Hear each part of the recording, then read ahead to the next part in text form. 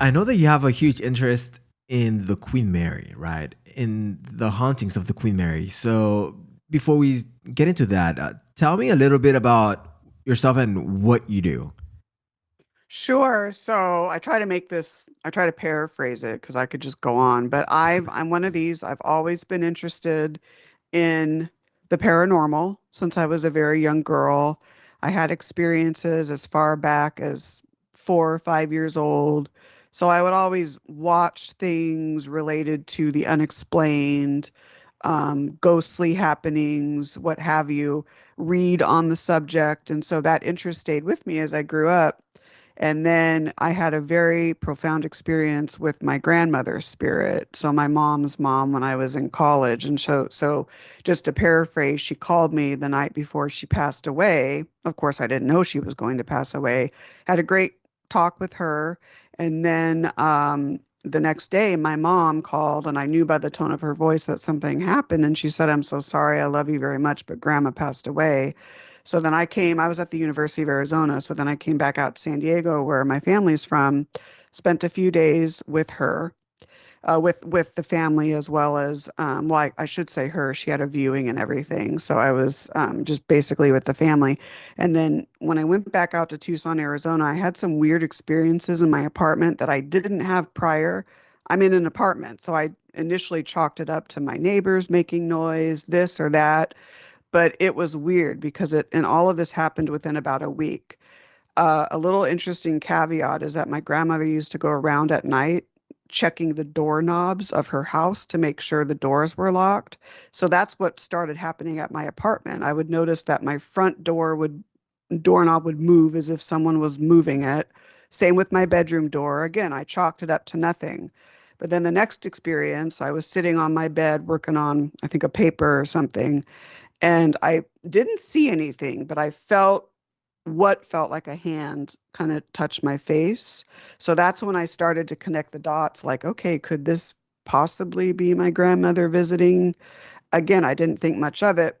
A few days later, again on my bed doing a paper, when all of a sudden I saw something out of my left peripheral vision. And when I looked, I saw my grandmother's spirit, full bodied.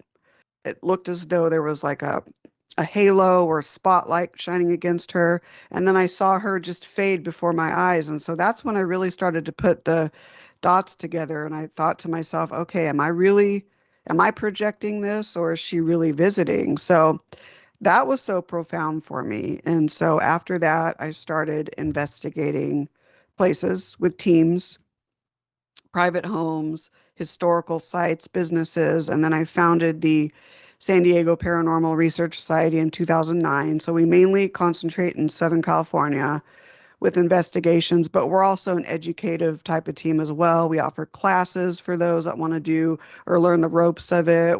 I offer about 17 different presentation topics on different aspects relating to afterlife and paranormal study. So it's just the rest is history. So over the last, let's say, 2 decades, I've written about 9 books on the subject, three of which are on the Queen Mary. I do podcasting as well. I have a show called The Afterlife Chronicles. I do a lot of presentations on parapsychology, afterlife study, paranormal research. So it's a really big Mhm. passion of mine. Yeah, so I actually have a question about that. Do you think that humans and just like people have uh, this thought that they know that they're going to die before they do? Like a premonition. I Like think it's just in like a some case, feeling. yeah, I do. It depends on the person because you could Hmm. have like 10, 15 people and they may all have different experiences. But I think that the soul, like our soul knows when it's Hmm. going to go. And I think that it's us being in touch with that enables people to get the idea that they're close to transitioning. You'll Hmm. hear a lot of like hospice nurses, and my mom actually is an RN and she was a hospice nurse for a while. And a lot of these nurses will have experiences with these patients. They might see them talking to something unseen in the days before they pass on. their behavior may change a little bit. They may be reporting that their departed loved ones are near them, whatever the case is. So I think that in some cases, people can be aware of that. Because it almost sounds like your grandma gave you a call as a goodbye in a way.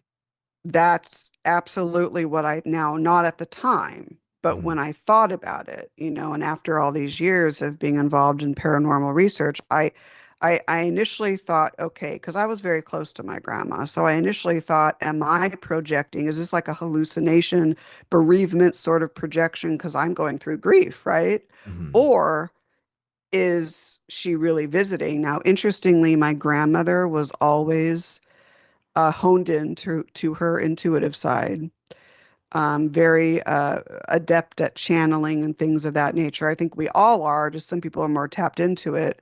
So maybe she recognized that I had that ability too, or and was honed into it and chose to come to me. Now I asked the rest of the family. I said, have any of you had any experience?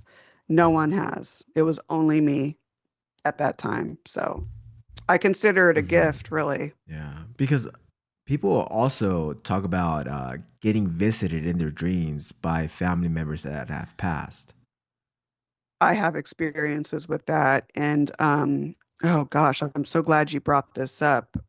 My cat, Kaylee, you'll see in the background there are those two paintings. Mhm. The one on top is her brother Max, and the one, I don't know if you can see too well, the one on the bottom Mhm. is Kaylee. Paintings that my aunt made, that my aunt painted. Two litter mates that I adopted after the 2003 wildfires. Very close to them. So Kaylee passed away. It was in December of 2021. And since that time, I've had about 29 to 30 what I would consider dream visitations. These aren't just your normal dreams that you dream every night. These are actual dreams. And I don't know if maybe I'm slightly astral projecting to meet her and we're kind of meeting in the middle, so to speak. But whatever the case, it's always these dream visitations start. I'm actually laying in my bed how I'm really laying. The environment is the same. The lighting is the same as the actual room. Mhm.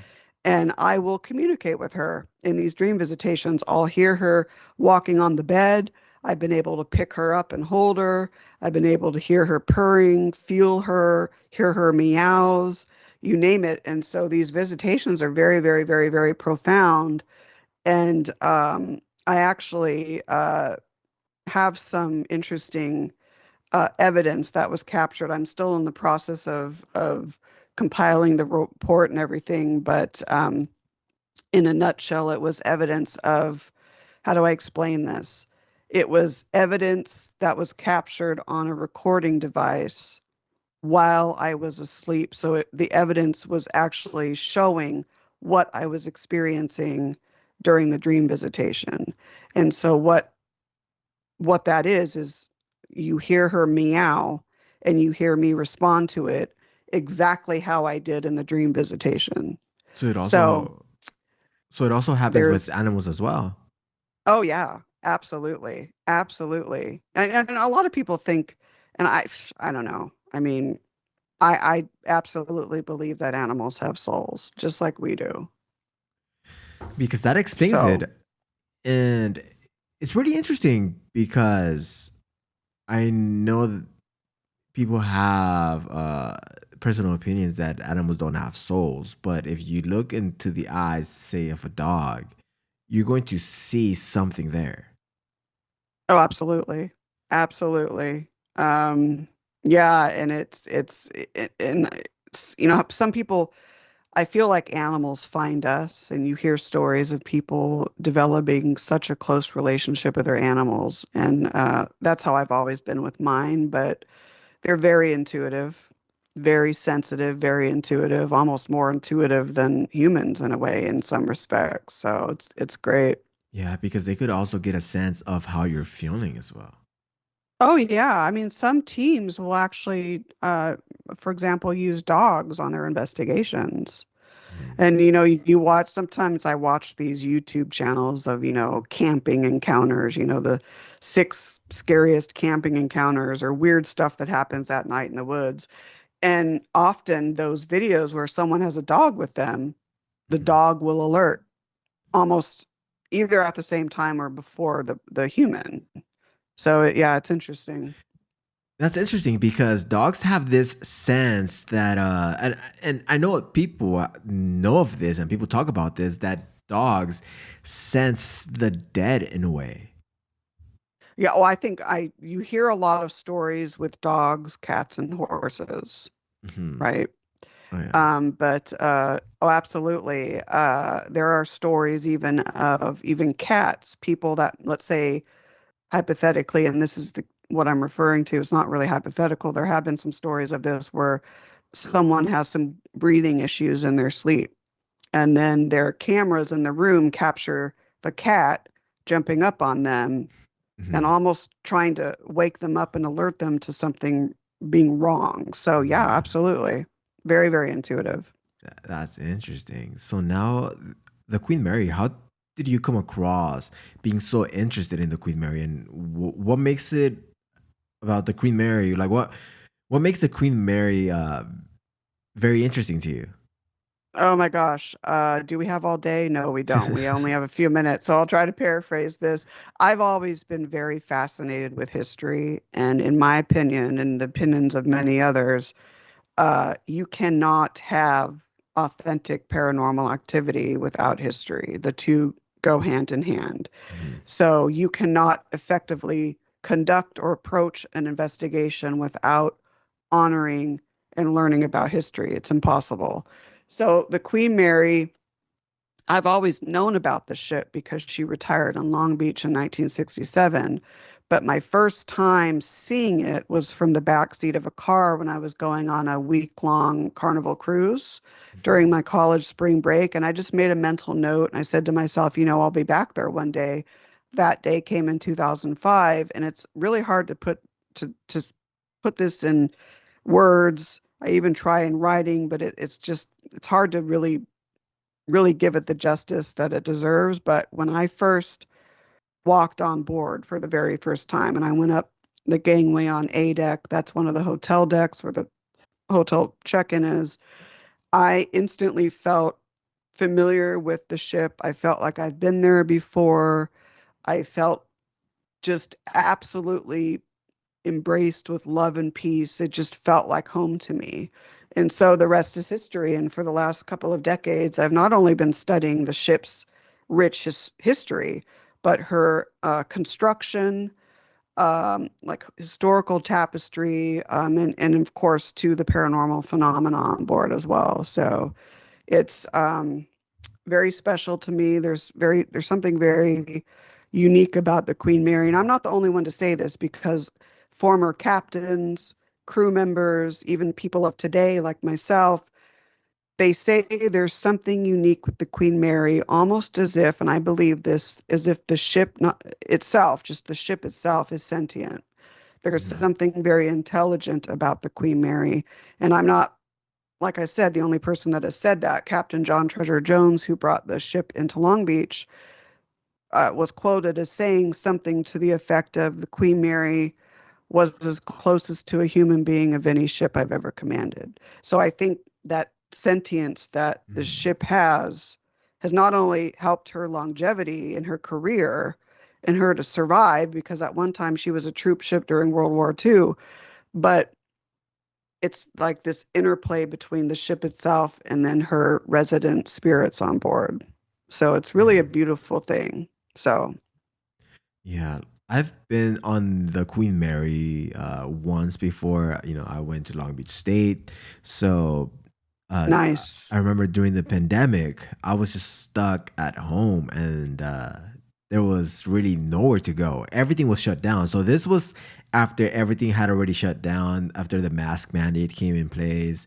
So you couldn't go anywhere. You couldn't go to the movies or anything. But the Queen Mary was still open, but Okay.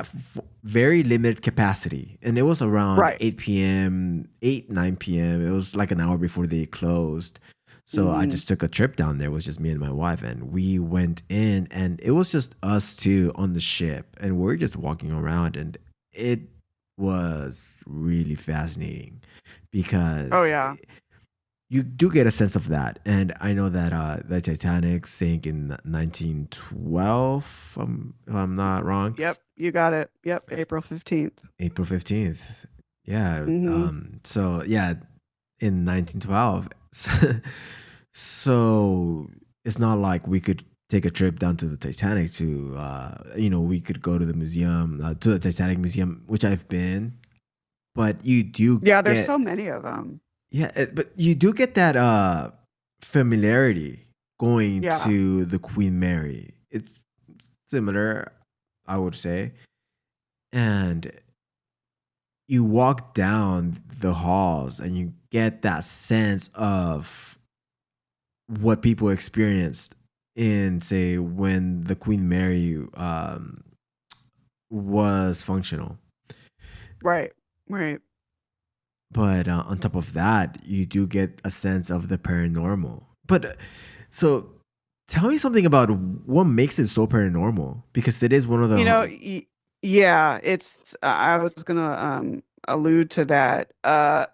Again, there could be reasons we don't know as to why, but there are a lot of theories that could play into it. So, for example, the history itself, what the ship has gone through is unprecedented.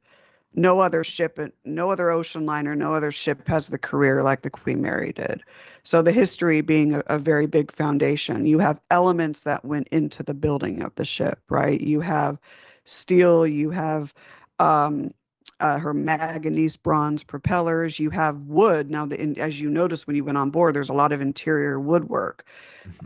56 varieties of different types of woods from throughout the world were used. So even the theory of, electricity being or water being a conductor of electricity and that playing into effect, the ship's ebbing and flowing and water. Um, the now it's simulated mother of pearl quartzite in the former first and third class pool, but there's all kinds of elements. I mean, even and I share this because it's profound. My friend Tony Ashland used to be a tour guide on board. Now he lives in New Mexico.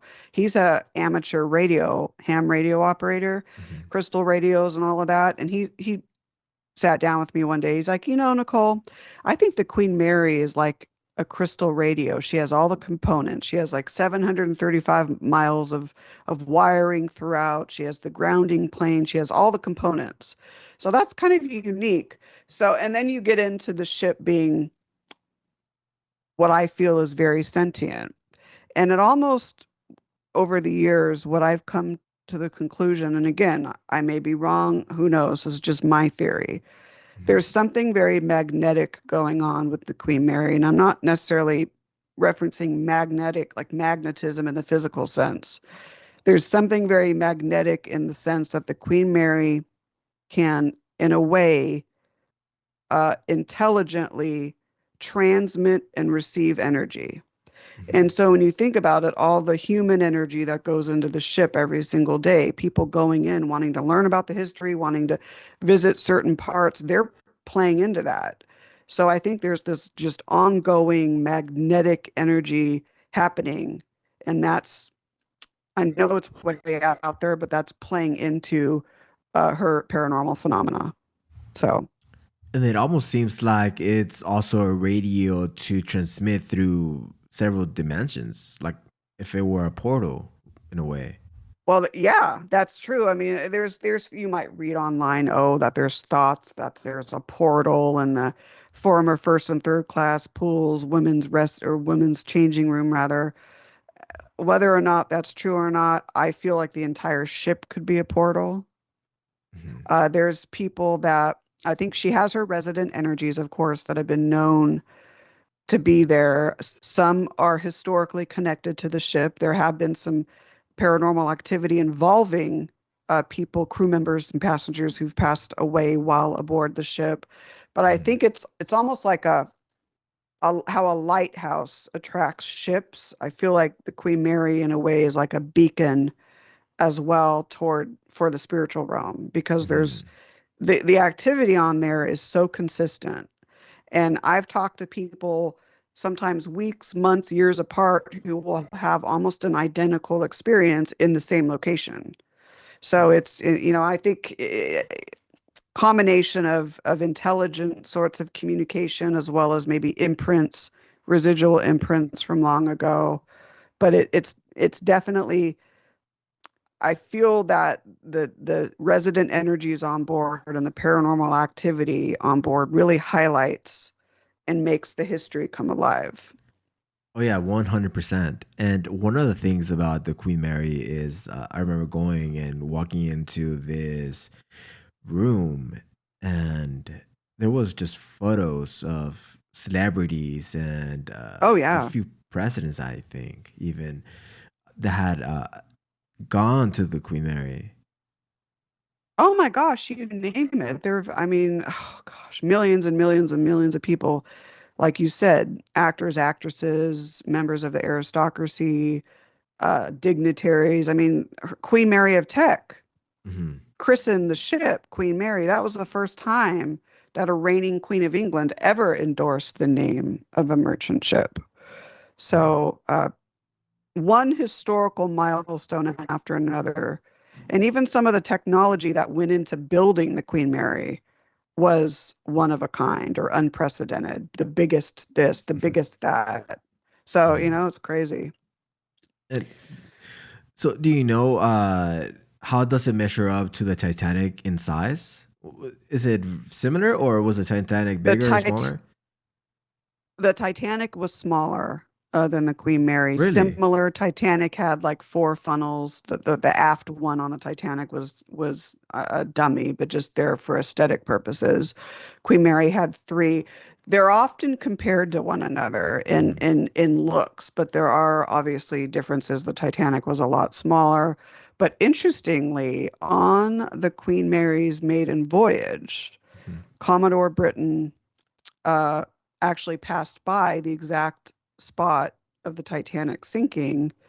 And this is what prevented it from trying to win the Blue Ribbon award, right? Because he slowed the ship down and they did a little ceremony where they threw a wreath. I don't know how many, one or a few out there, and did a little ceremony for those lost. And interestingly, that could have been the tap in point for some of the Titanic spiritual energies, if there are any, which I'm sure there are, to come on board. And with that said, people have seen now. I haven't, but people have reported seeing Captain Smith on board. People have reported seeing what resembles crew members from the Titanic being on board just based on their clothing and the era of their clothing. I don't know, but the ships are often compared to one another. They've even had Titanic museums on board where there's artifacts from the ship on board the Queen Oh, Mary. so that might just be the connection because I remember It going could, on, yeah, I remember going on the ship and just getting that feeling like I was walking through the Titanic. oh yeah, absolutely. And it's, and I mean, for example, let's see what else. One of the third class public rooms, it was been renamed the Carpathia room, right? Mm. That Carpathia, as we know, rescued the survivors from the Hmm. Titanic, right? Captain Rostron involved in all that. So, with the ships being often compared to one another, I mean, even another big salient point too is Cunard, right, built, the Queen Mary, and then we have the White Star Line, right, who built the Titanic. But at the time of the Queen Mary's construction, due to the Depression, both companies had to merge as a way to financially fund the remainder of the building of the Queen Mary. So then it became the Cunard White Star Line. Yeah, So those companies merged, and that lasted, I believe, until 1949. So, because that came yeah. after the sinking, right? Because the sinking of the Oh, yeah. Titanic almost bankrupted, or almost did bankrupt the company. Yeah, and even like Cunard, because at that time, when you think about when the Queen Mary was starting to be built, uh, at that time in the 20s, in the late 1920s, all these other countries were wanting to build large and fast ships. So there was all this competition, German liners, Italy, you name it, America, you name it. So Cunard as a way to try to recoup, because it was having issues too, to try to recoup some of its losses. It decided to build two behemoth superliners known as obviously the Queen Mary and the Queen Elizabeth. So again, the Depression could have halted that, and the Queen Mary actually stood like like a skeleton for a time, when the Mhm. Depression hit and construction stopped. But then once that company merged, it allowed the funding to resume. And then, obviously she was rebuilt and then launched and all of that. But, it's like Queen Mary has survived so many things. Mhm. Yeah. It's like she's like the Energizer Bunny. She just keeps going. Oh yeah. It's crazy. I often humanize the ship in a way because in a way what she's accomplished should be unprecedented, but yet she accomplished it. So Mhm. I love the Queen Mary with all my heart and soul. I really do. Oh yeah. And one of the things, being from California, is that there are a lot of these missions, and Oh yeah. like, what's your thought on that? Oh my God. Well, I've been to some of them. Mhm. I don't know. Have you been to La Purísima in Lompoc at all? Uh, I'm actually from the area, so yeah. Oh yeah. Okay. So right? It's Yeah. been a while, but I went there. I think it was the last time I went there was like 2009-ish. And I had a very interesting experience there. We were in where it was the western part of it, I believe where the cemetery was. There was like Mhm. open space there. And it was just a group of us doing an investigation. Of course, we had permission to be there and all of that. Mhm. And I saw movement out of, again, my left peripheral vision. And when I looked, I swear to you, I saw a Native American and all he was wearing was the loincloth. Really? And and then he vanished before my eyes. One of my friends who was with me that night, she didn't have it that night, but another time she was there, she claims that she had a time slip experience where while she was there, it's like she went into some different time zone and came back to the present. It was weird. I've never had that, but she said it was pretty profound. I've heard of that happening actually. There's this famous story. Someone walks into, I want to say, a clothing store, or it was a library. They come out and it's like I think it was happening in New York. Ooh. And I think they went inside Borders, and then they came out and it was like 1949 or something like that. It was, Oh my, yeah, the actual store Borders. Oh, I used to love that store. yeah. And That's then, weird. I haven't heard that story before. yeah, I want to say that it was Borders. They went into Borders, and then it was a person. They come out, and the store that they had come out of turned into a clothing store, like a Macy's of some That's sort. so weird. Oh my gosh. Yeah, I'm and wondering, yeah, is there an article like online about it anywhere, or is oh yeah, this just, there's plenty. well, I mean, of that specific one, because I would want to read up more on that. I love New No, York yeah, City. there's I plenty love of it. articles because it's like a really well known time slip story. Okay, yeah, that's one I haven't heard. Hmm. So learn something new every day. Yeah, so it's, I don't know how much truth there is to that though, because it sounds made up, but at the same time, I mean, there are so many unexplained experiences that people have had. Well, yeah, and you can get into some quantum mechanics there, if you will, the blocked a universe chain, things like that, where, a lot of people think that time isn't linear. Mhm.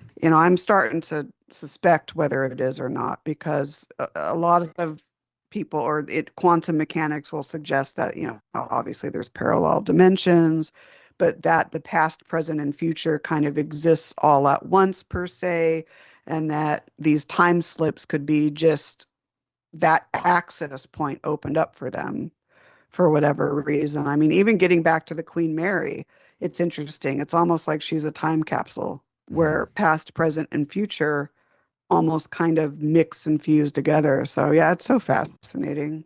It almost seems like you're walking through this building and the memories and the experiences that have happened there remained there. So Yeah. everything's Hmm. happening at once. So you get that feeling. Right. And a lot of places that have seen heightened emotions, like battlefields, Gettysburg, for example, theaters, hospitals, places that have seen heightened emotion, lots of death per se, lots of joy, lots of sadness. Those places tend to have a lot of imprinted residual phenomena. So, for example, Gettysburg, assuming they're not doing any reenactments that day, let's say and I've talked to people who've been there who have said at different times of day, even at night, there's nothing going on, yet they'll hear a phantom cannon shooting off. Or and I know this gets morbid, but they'll have a phantom smell of decaying bodies. Or they'll see a cluster of soldiers, charging up the field. Mhm. So yeah, imprints from long ago. Yeah, I remember watching show an episode of some show, and it was about the Gettysburg and these experiences that have people Yeah. have had, and seeing soldiers. I mean, that must be like really scary to re-experience. Yeah, I can't believe as an investigator that I have not, well, and a historian too. I love history that I haven't been Mhm, there yet. I mhm, am the California coordinator for the Ghost Research Society, headed up by Dale Katzmarek. He's been out there a lot. I had an opportunity to maybe go last year, but I couldn't get the time off to go. But tons of experiences from Gettysburg there, tons of experiences. I want to go and pay my respects mhm. first and foremost, but how awesome would it to be to Oh yeah. have an encounter like that? Mhm. Yeah, but have you ever So, had any experiences that you've been frightened about? oh gosh, I get asked this a lot. I'm not really scared of Mhm, the phenomena. Now, I think there's a difference between being caught off guard versus being like terrified. Now, I've been caught off guard, but I wasn't necessarily terrified. There was one experience, and all I will say is that it was in Camarillo. So we were at a location there, mhm, and we were setting up. I was actually setting up an infrared camera on a tripod, getting it ready just to record. And when I was setting it up, now the only light coming through was the moonlight through the window. So it was fairly dark. So when I set up this camera, I was standing behind it, kind of making sure the settings were okay. When all of a sudden I saw this, what appeared to be like a 6'5" black shadow figure charge right at me. So I mhm, wasn't really scared per se, but I felt that I had to exit the building.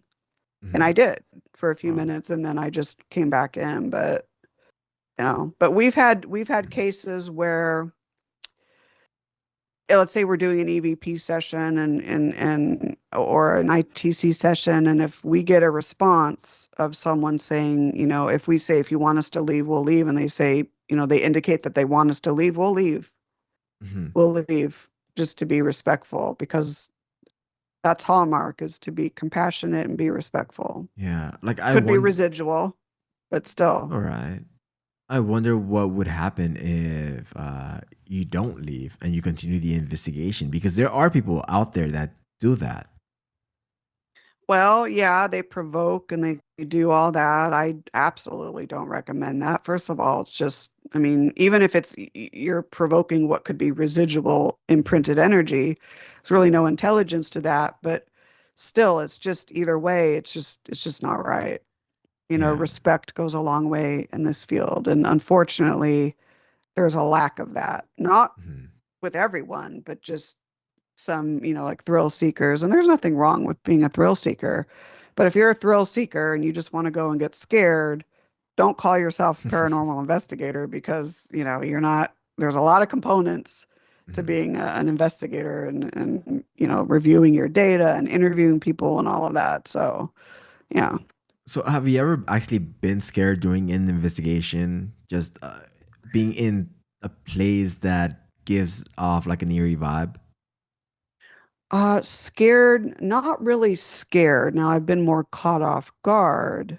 Um, Now I've investigated some, prisons, sanatoriums, battlefields. Now, one experience I can say was at Waverly Hills, where obviously it's in Louisville, Kentucky, or Louisville. Sorry, I probably said it wrong. Over 60,000 people passed away from TB, right? So we were on an overnight investigation, and I was mainly on the fourth floor with Nicole and Lisa.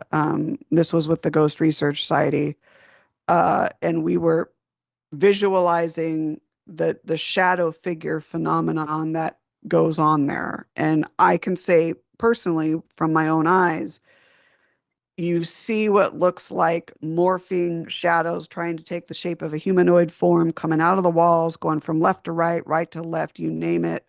So what we did is we did this laser light experiment where we set a laser light which shined all the way down the hallway. These are very, very long hallways. It's a monstrosity of a building. And so sometimes we would see that laser light break, and which would highlight some of the shadow figures, and they would either move. If the light got closer to us, that means it was coming closer to us and so forth. So I volunteered to walk to the end of the hall, like way toward the end. And that was eerie. I wasn't scared, but I felt uncomfortable, Mhm. but not scared, if that makes sense. Oh yeah, So, I get that feeling going to the haunted museum here in Vegas because you do get that eerie feeling, and I've gone mm, there, and it's not necessarily being afraid, but feeling uncomfortable yeah. because you're around so many historical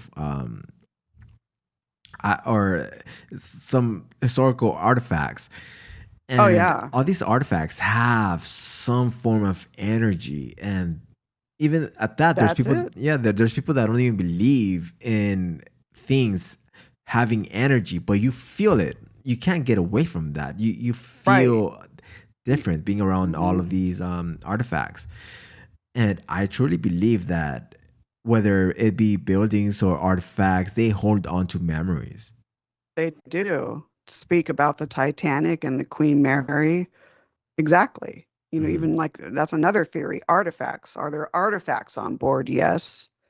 mhm, Some of the old machinery in the aft engine room is still intact. Even other ships like Star of India here and vessels, I should say, um, in Berkeley ferry boat and whatnot. The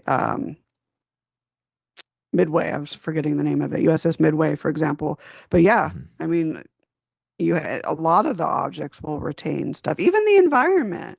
Yeah. You've heard of the Stanley Hotel, right? Mhm, In Estes Park. So there's a theory. One of my colleagues did a film on this many years ago. I think it's called I forget what it's called, but it was about the Stanley Hotel, and he talked a lot about the geological influence. So the limestone and the different rock formations and whatnot that the hotel sits on. yeah. So, and some of these energy or some of these like limestone and certain crystals, they can attract and hold spiritual energy. Mhm. So that could play into it as well. And So, yeah, like also like the land that you build a house on, yeah.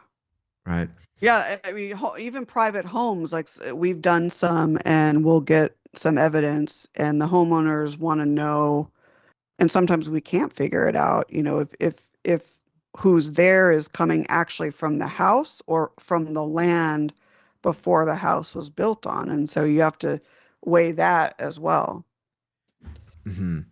Yeah, it's truly fascinating. And one of my other favorite places to go is the Hearst Castle in San Oh my Simeon. God, yes. Yeah, yeah. I went when I was little, but I want to go back so bad. San Simeon's gorgeous. Oh yeah, and I could only imagine living in that castle back in in that time. Right. I know. So you get that architecture, but you also get that feeling of the people that lived there and the people that visited that Hmm. place, right? And That's beautiful. yeah, and another thing I we're can't even like pick a favorite there. I love the indoor pool. I love the library is amazing. Oh my God, it's awesome. mhm. Yeah, no, I've done the main tour, and then I've also done a smaller tour. I forgot what it was, but you go through these other rooms that Hmm. are not part of the main tour, and it's like only 10 people at most in that tour, and you go through these other rooms, and you get to see these rooms that don't, you know, people don't typically go to. Uh, Yeah, and I mean, it's fun, but it is. It yeah. is. And another thing we were talking about was Disneyland, and being the happiest place on earth. You still get a few eerie feelings just being there. Oh, you do.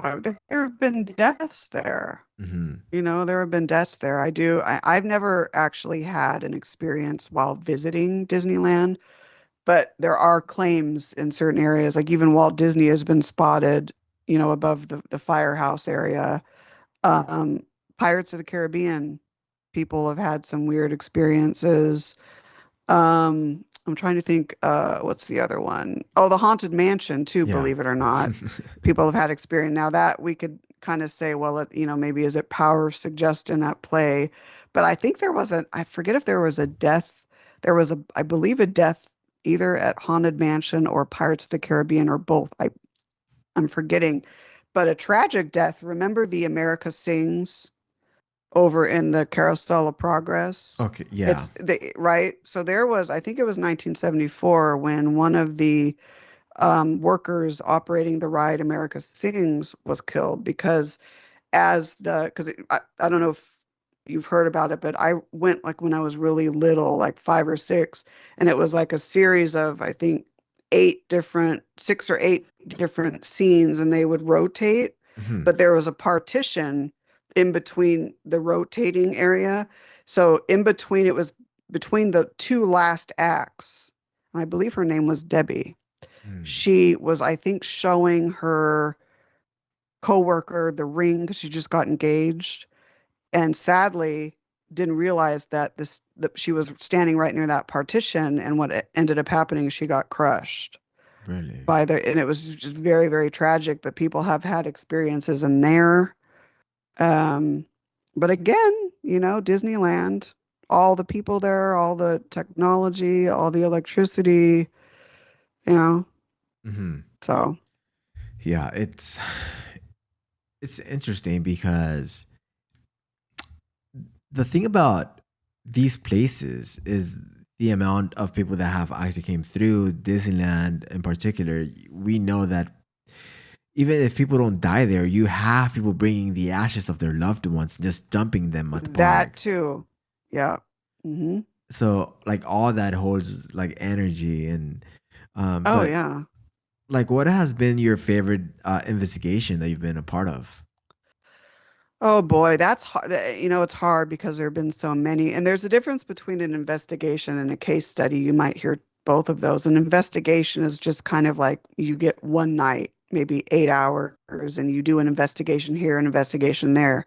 A case study is where you have weeks or months or even years at a property, so you've investigated several times Mm, there.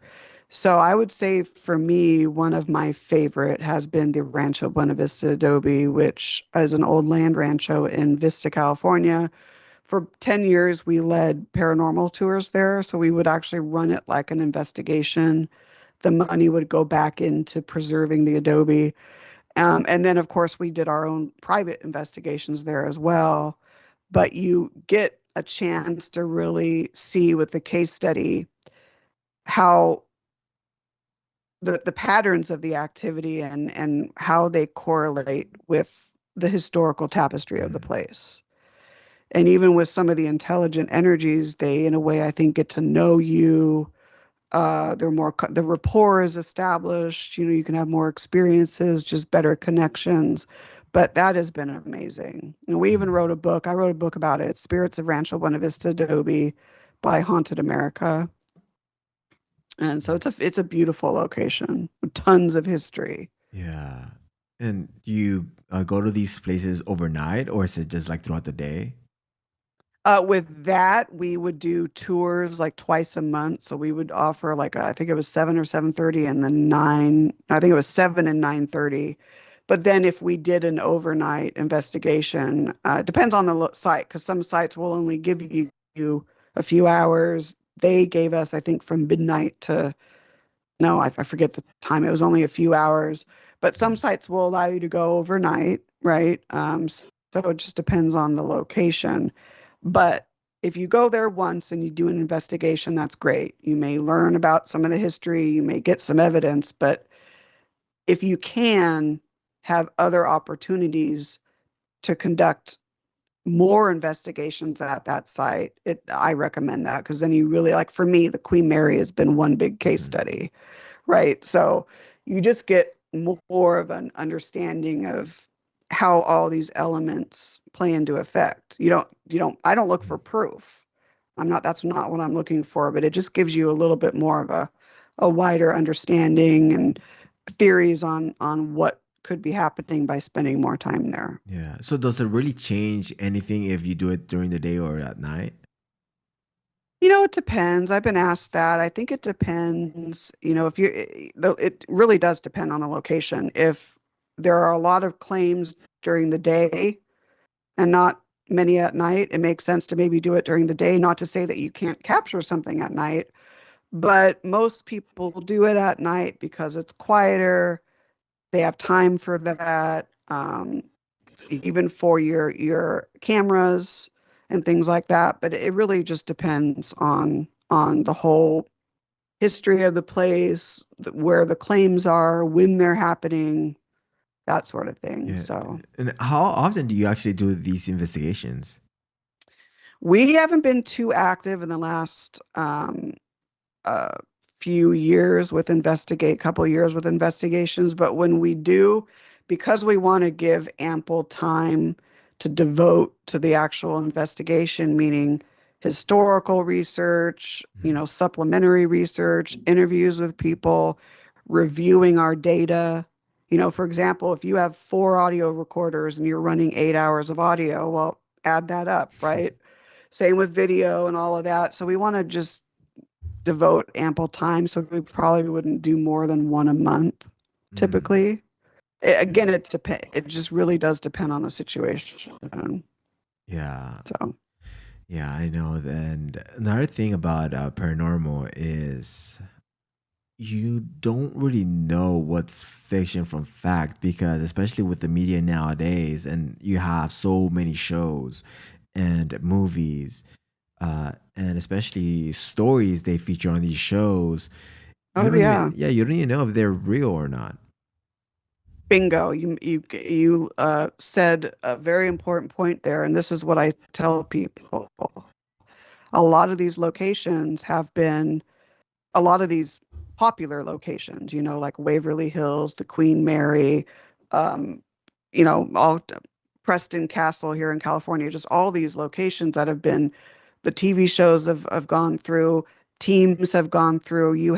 Then there's already a problem there because you have to sift through what is authentically paranormal. What I mean by that is the activity that is occurring there on its own without other people's influence Mhm. versus what teams have caused or what teams have influenced, or even like false haunts. Mhm. Let's say someone is joking around and they say, "Oh, I saw this apparition and he looks like this," and it's not really true. Then that Mhm. gets out. Then other teams want to go and right connect with this. That's what I mean. So you have to sift through what is authentically there, not influenced by humans versus what has been influenced by the media, all these shows going in, all these teams going Mhm. in. And so it's, got to be careful. Right. Yeah. Like I remember going to the haunted museum, and I was with my wife, and we were at the Doctor. Is that Zach's museum? Yeah. Yeah. Zach I haven't Baggins. been there yet. Next time It, I'm in Vegas, I'll it's a pretty stop by cool it. place. Yeah, And I've heard. So, yeah, next time I'm in Vegas, I'm going to check that out. Heard some good things about it. but yeah, so I mean, it was great having you on, and I mean, Oh, this thank you for having me. Yeah. and Just go down the rabbit hole, I'm telling you. yeah, it's you'll never really get out of these rabbit holes because once you go down one, then you find another one, and it just Oh, keeps yeah. going. Absolutely. Yep. It's never ending. So, Right. Well, thank you for your time and having this conversation with me. yeah, thank you for having me. And once it drops, let me know and I'll promote it. Great. Yeah. Well, thank you for coming on. All right. Thank you. Have a good one. You too.